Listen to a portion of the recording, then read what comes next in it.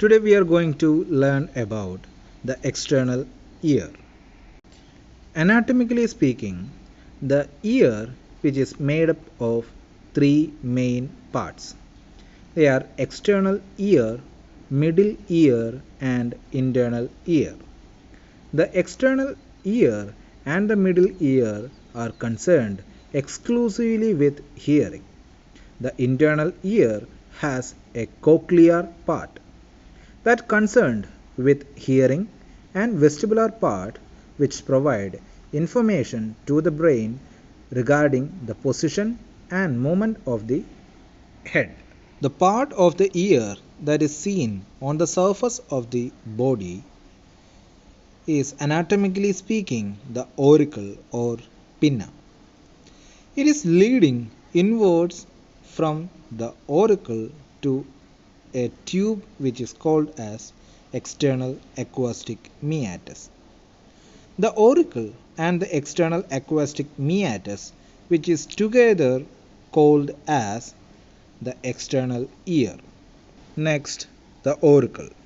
The auricle, which is made up of skeleton of elastic cartilage and the fibrous tissue, which is covered on both sides by a layer of thin skin. The cartilage of the auricle is continuous with that of the external acoustic meatus. The auricle has an external surface that facing laterally and an inner or cranial surface that lies against the side of the head region. The skin that covers the external surface is continuous with the skin which lining the external acoustic meatus. The part of it passes forwards to become continuous with the skin over the parotid gland. The cartilage of the auricle, which is curved on itself in a complicated manner, so that a number of elevations and depressions are produced. The elevations on the external surface corresponds to the depressions on external cranial surface and vice versa. The lowest part of the auricle, which is soft, it does not contain a cartilage and it is composed of only of a fold of skin and which contain or which enclosed by connective tissues.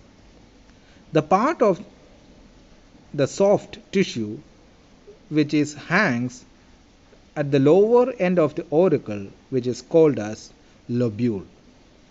At the center of the external surface of the auricle, there is a large depression which is called as concha. The rest of the auricle, which is divided into number of parts. These are the helix, antihelix, concha, tragus and scaphoid fossa. The largest depression or the concha which leads into the external acoustic meatus. The helix, it is the largest elevation present outside or outer margin of the ear. The scaphoid fossa, that is a depression which seen just in front of the helix, or it is between the helix and the antihelix. The sharp margin of the helix which ends just above the concha, that portion which is called as crus of helix. Nerve supply of auricle. The upper two-thirds of the lateral surface of auricle are supplied by the auriculotemporal nerve and the lower one-third portion which is supplied by the greater auricular nerve. The upper two-thirds of the medial surface which is supplied by the lesser occipital nerve and the lower one-third by the greater auricular nerve. The root of the auricle, which is supplied by the auricular branch of vagus nerve. The auricular muscles are supplied by the branches of facial nerve. Coming to the blood supply of the auricle, which is derived from the posterior auricular and superficial temporal arteries. The lymphatic drainage into the pre-auricular and post-auricular lymph node. Next, the external acoustic meatus. The other name of the external acoustic meatus is external auditory meatus. The extension of the external acoustic meatus. It is a tube that passing medially from the bottom of concha of the auricle. It is closed medially by a tympanic membrane. The measurement and parts of the external acoustic meatus. The total length of this tube, which is approximately 24 millimeter. Of this, the wall of the outer 8 millimeter is cartilaginous, while that of the inner 16 millimeter is made up of bony structures. The cartilaginous part. The cartilage or bone forming the wall of the meatus is covered by a layer of thin skin that is continuous with that over the concha. Laterally, the cartilage of the meatal wall is continuous with the cartilage of auricle. It does not form a complete tube, but it is deficient in its posterior part. Medially, it forming the attached to the rough edge of the bony part of the tube. Next, the bony part. The wall of the bony part of the meatus, which is formed mainly by the tympanic plate of temporal bone that forms its anterior, inferior and posterior walls.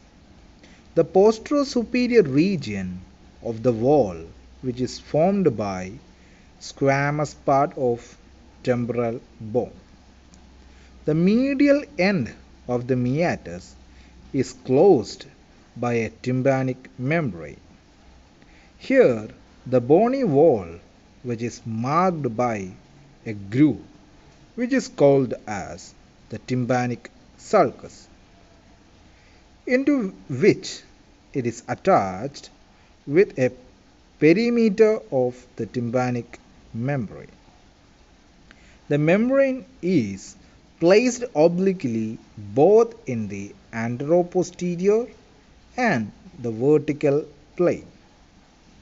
As a result, the floor of the anterior wall is longer than the roof of the posterior wall. The direction of the tube. The external acoustic meatus is not a straight tube, but which follows an S-shaped course. This is because the cartilaginous part is not in lines with the bony part, and it is also bent on itself. The cartilaginous part first passes medially, forwards and upwards. It then passes medially, backwards and upwards. The bony part runs medially, forwards and downwards. Constrictions. The meatus shows a narrowing at the junction of cartilage and the bony part. It shows another narrowing called as isthmus about 4 mm from the tympanic membrane. Relations of external acoustic meatus. The external acoustic meatus, which is related in front by the temporomandibular joint, behind by mastoid process in the substance which the mastoid air cells, inferiorly which is related with parotid gland, superiorly in the deeper part which is related with middle cranial fossa. Blood supply of external acoustic meatus. The outer part of canal, which is supplied by the superficial temporal and posterior auricular arteries, and the inner part, which is supplied by deep auricular branch of maxillary artery. The lymphatics passes to the pre-auricular, post-auricular and superficial cervical lymph node. The nerve supply of the external acoustic meatus. The skin lining the anterior half of the meatus, which is supplied by the auriculotemporal nerve, and the lining the posterior half by the auricular branch of vagus nerve.